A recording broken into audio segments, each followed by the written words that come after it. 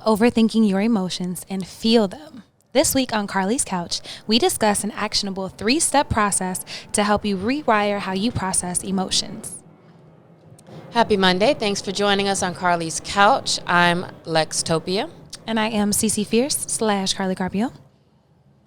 We're excited to be here this week, but first we have a very fun question from the couch that we got hella responses on. So that question is, what role would you play in a post-apocalyptic world? So one person said that they would be the builder, that they would build things, anything, which we definitely need more people like that. Someone else said they would be in charge of navigation and directions. Another one said they would be the bounty hunter, which is always somebody in every movie on a horse who's like after somebody to get money. Someone said they would be the I told you so guy, or the you all thought I was crazy, but look at things now, dude. Not helping nothing. Another person said they would give safe space, There would be a giving safe space caretaker, but with a little cult leader vibe. Okay. And then someone said they would be the oracle, the keeper of knowledge, the knower of things, because they're not doing anything physical. Another one said random knowledge haver. I know what drugs in the pharmacy can help infection or pain, or which ones aren't worth the time. So that sounds like you should be a pharmacist, but I'm gonna let that ride. And then they also said that they can sew by hand and crochet so they can help make stuff, and that they can cook and bake, and they have also cooked on a fire outdoors. Okay. So multi-talented. So be a wife is what they said they were going to do. Another one said, I'll be the dead one. I'm not trying to fight people for food. That's real. And someone else said, I fully expect myself to be dead, but if I'm still here, a strategist. If you expect yourself to be dead, I don't want you to be my strategist. Another one said a warlord. If that position is not available, I will be locked in my house with my dog. I am legend style. Someone else said that they're hiding, also probably in their house. I am legend style. Sis is tired. Another one said a forager, or the person who keeps the fire going. And they said they've thought way too much about this since watching Outlast and Alone. Someone else said they'd be the arms dealer. And I got a couple of those like old guns, arms dealers, shooters. And see, everybody always wants to talk about how people at the top of the chain are capitalists and they make money off of war, etc. And look at where y'all mind goes immediately. So let's remember that. Ain't nobody said they want to keep the pieces at one person. Another one said king. No other job I want or require. And then the last person said that they would be a teacher and take care of the young children. Cool. So it looks like we got everything covered as far as somebody to find food. I didn't really see anybody say like hunter for real. Yeah, but we need that. We got people who could keep things done. I need y'all to focus on electricity and communications, because I didn't hear about that. And being able to build the things like electronic type things, or like how would you get that stuff moving again? Where are my engineers at? Where y'all at? Come on, computer scientists. Right. Now's your time to shine. So think about that, because y'all know we don't got but so much time. I saw something the other day about how plants aren't absorbing carbon dioxide anymore or the same way. So like at this point, I'm just like, all right, bet. Let me get my years in, but I don't know if there's that much time left.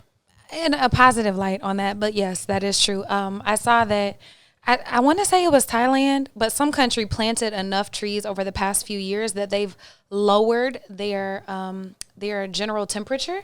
So it hasn't kept in line with anybody else in global warming. So they've offset the effects on temperature rising in global warming by planting more trees. Like, who would have thought? But a little bit of positive news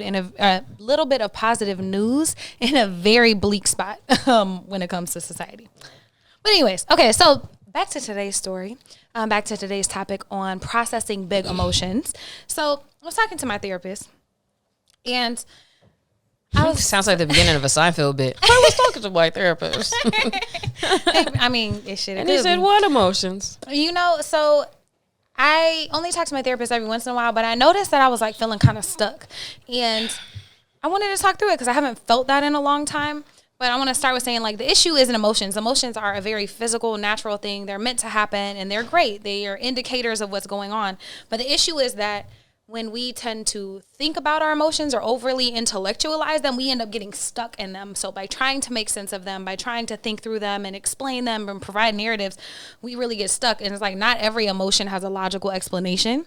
So I want to talk about how we actually get through that process of feeling an emotion and letting it go and not getting stuck. Okay, so where do we start?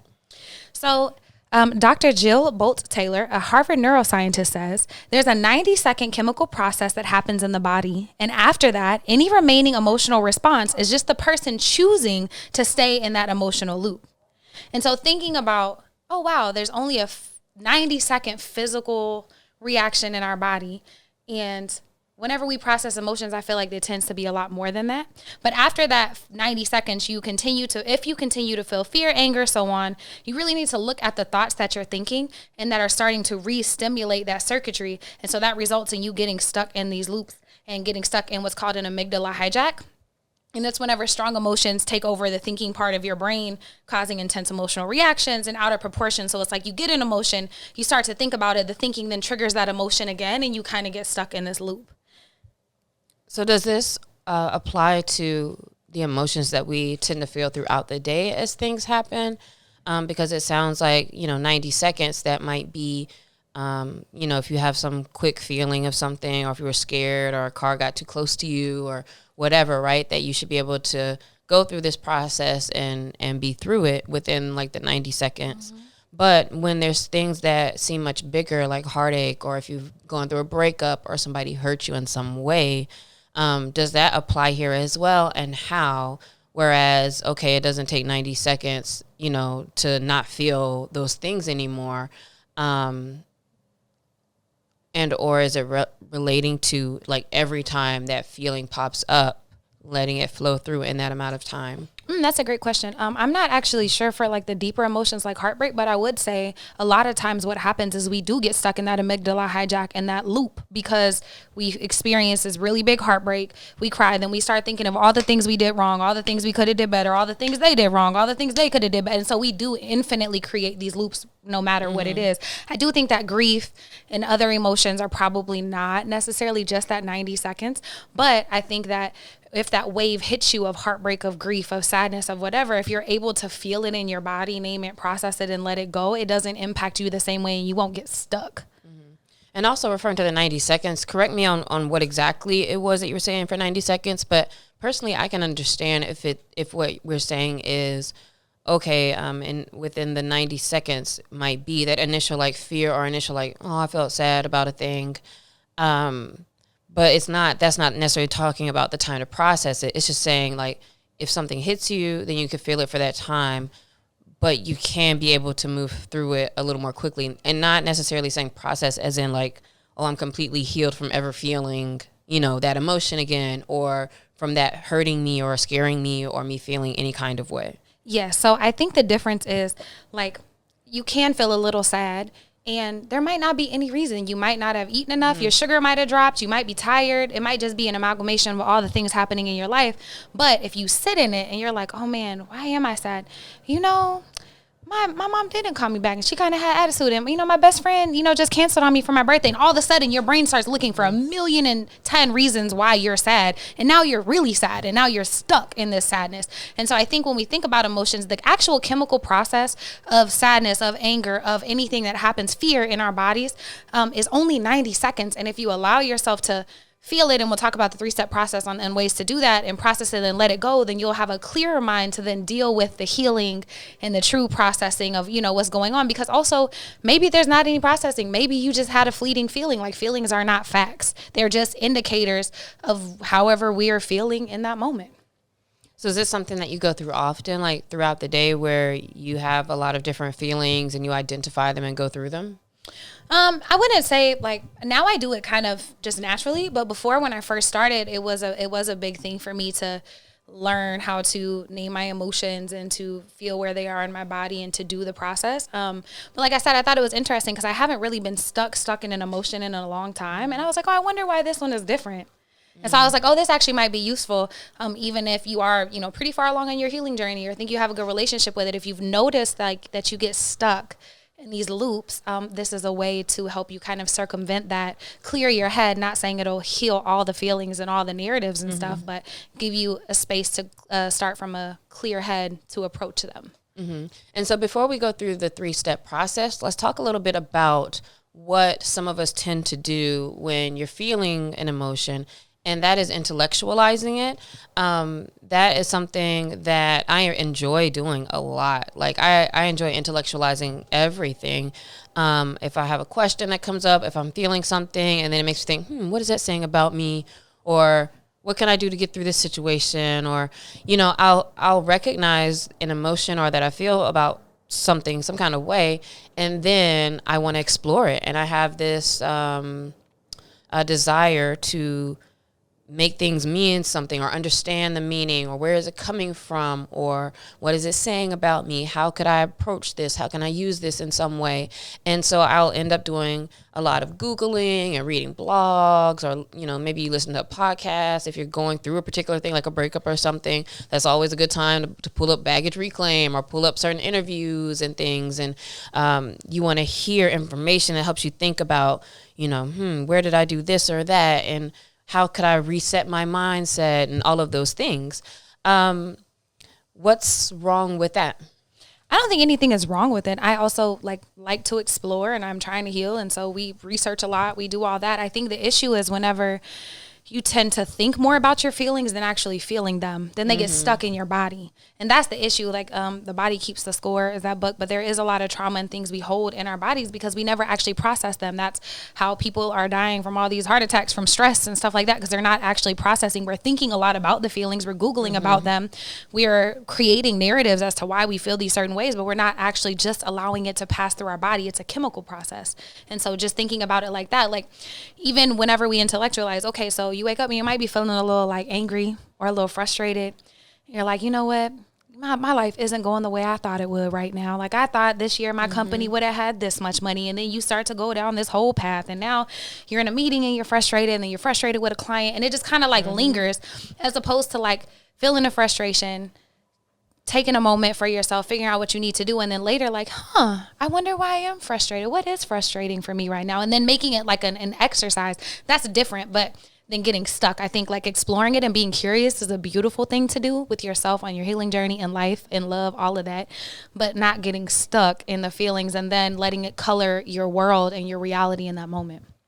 I think the very important thing is that you have to be sure that you are feeling the emotion, because without doing that, you're not doing what your body is meant to do with those feelings. And so all the intellectualizing can be a cool part of the process. It can be interesting. You can learn things, and you will probably still be in a cycle of being a trigger happy at that emotion, and or that emotion affecting you or continuing to pop up if it's like around a specific situation. Especially one of the things that I would learn from my therapist through her example is that you'll go into a session if you're kind of thinking about something already and talking about the thing that happened. And so I'm thinking about this, or how could I move through it? Or, and I'm already presenting, like trying to figure out how do you fix something or get through it, right?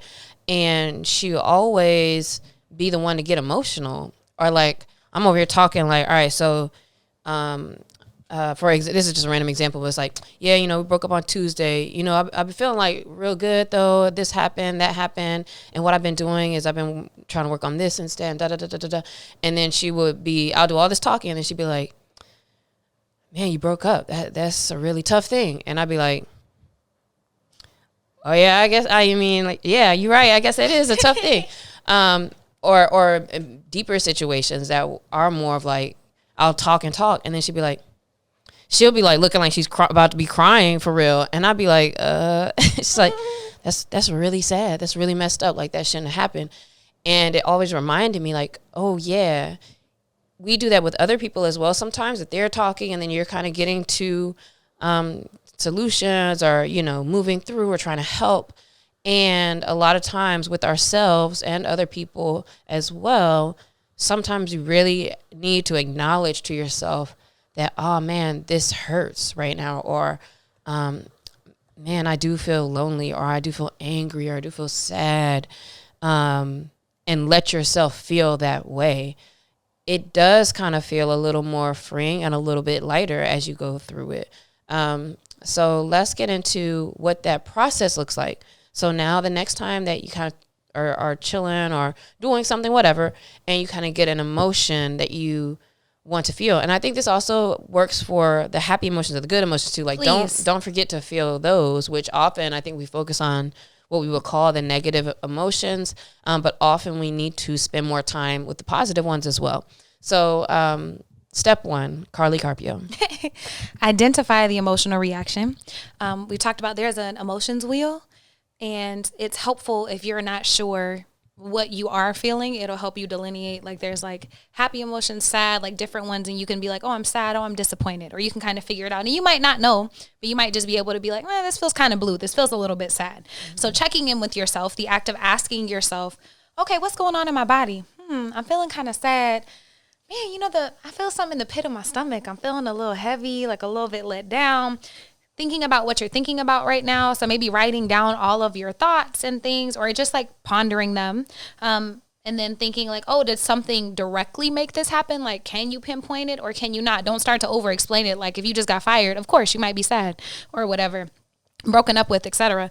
But then noticing your tells for different emotions. So as you improve your relationship with your emotions, you'll be able to be more in touch with them. Like, oh, I'm feeling really anxious right now. My chest is tight. Like, oh, or I'm very angry right now. I'm doing my little clenched fist and my jaw is super tight and I want to fight somebody. Like, you'll start to notice all your own little tells and helping you figure out what you're feeling. And some of the tells can be things like talking too much, or like if you shut down, just recognizing certain things you may do in different situations. Because those are a couple that I will do sometimes. With this, it sounds like we just said to not intellectualize, and then it's like, ask yourself this, and then ask yourself that, and then ask yourself this. And a thing to remember, though, is that by intellectualizing it and saying you're making it all in this big process, it's kind of like looking outward, as opposed to this being like to check in with yourself. I think that's the biggest difference there, is just literally checking in with yourself. Don't run to WebMD, don't run to a blog and all of that, but like, ask yourself first, how do you feel? I've done that before where I kind of feel some kind of way, and then I'm literally like researching to figure out what I feel or what's going on with me. And it's like, or you could just sit down for a second and kind of investigate that within yourself. Mm-hmm. The second part is labeling the emotions. So I got a little bit ahead of myself. So step one is checking in with yourself. Step two is actually labeling, because by being able to put a name with an emotion and something that you're feeling, it actually creates distance between you and the feeling. It can feel less heavy and less all-encompassing. And so practicing being able to say, I feel angry. I know a lot of people don't let themselves feel bad emotions, quote unquote. No emotion is bad or negative, but like letting yourself feel angry, letting yourself feel sad.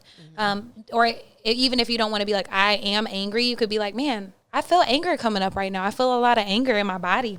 And if you have trouble labeling, look through those emotions wheel and ask like, oh, if you had to pick between mad and sad, which one feels more in alignment? If you had to pick between sad and afraid or ashamed, and thinking through that, and start to practice this as a neutral, non-judgmental observer of your own self. And so once you're actually feeling some kind of way, acknowledging how you feel, and putting a label to it, you have to do that in order to accept it. You kind of have to label it instead of just letting it flow through and just live there. Because once you actually accept it, you're allowing the feelings to come and go without the judgment, without that story. When you say like, oh man, I am feeling angry right now, I've done that all the time. And you're not necessarily trying to figure out the why, or like break it down to when you were 3 years old, or what this person said or did. And it is something about just saying that, like, man, I am so angry about this. You are accepting how you feel and recognizing how you feel without trying to necessarily fix the thing. And there's something about that does tend to make me feel better.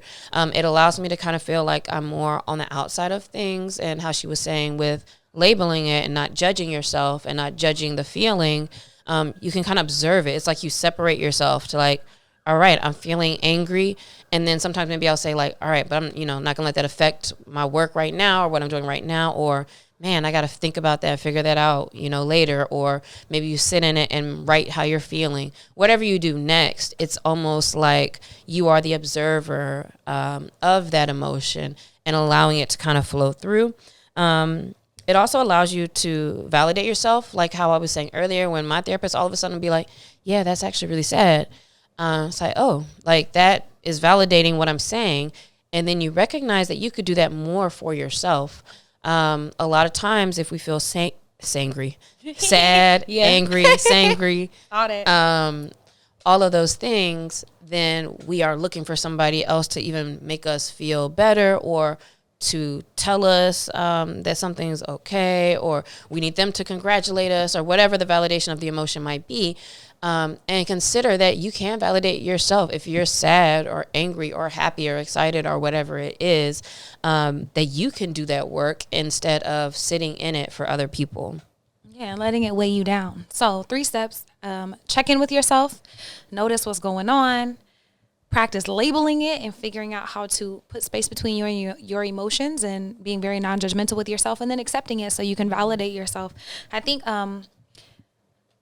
whenever my mom passed, my best friend came, actually 2 of my best friends came out to Oklahoma with me to spend some time. And my cousins, which they're much older, they're like all 6 years older than me, so I'm the baby. So they used to pick on me relentlessly. Anyways, they were telling funny stories. They were laughing, and we were all laughing about it. My best friend looked at me and looked at them and was like, actually, this isn't funny at all. Like, y'all, that's mean. That's actually really mean. She's like, I'm not going to laugh about that because that's mean, and y'all shouldn't have did that to her. Right. And it was the first time I ever stopped and was like, you be like, yeah, it was. You're right. It was. That is mean. Huh. And not to like sit in it, but also like, wow, it feels so good to validate yourself in your feelings, and know that it's okay to feel the things that you feel, and also to not be ashamed or have to label yourself like, oh, I'm a sad person, I'm an angry person. We all have these emotions every single day. The biggest difference in learning a process and how to process emotions for me, it was that it helped me separate an emotion from the narratives that I was telling myself. So for example, like, oh man, if I'm feeling really like down today, I start thinking, it's because I'm not a good worker, all my clients don't really love my best friend. And you just notice all the negative stories you start telling yourself. And so I would say, throw back to our episode with the therapist, Stevon Lewis, about imposter syndrome. If you notice that the moment you feel an emotion, all these negative words and stuff start coming after it, challenge it with the truth.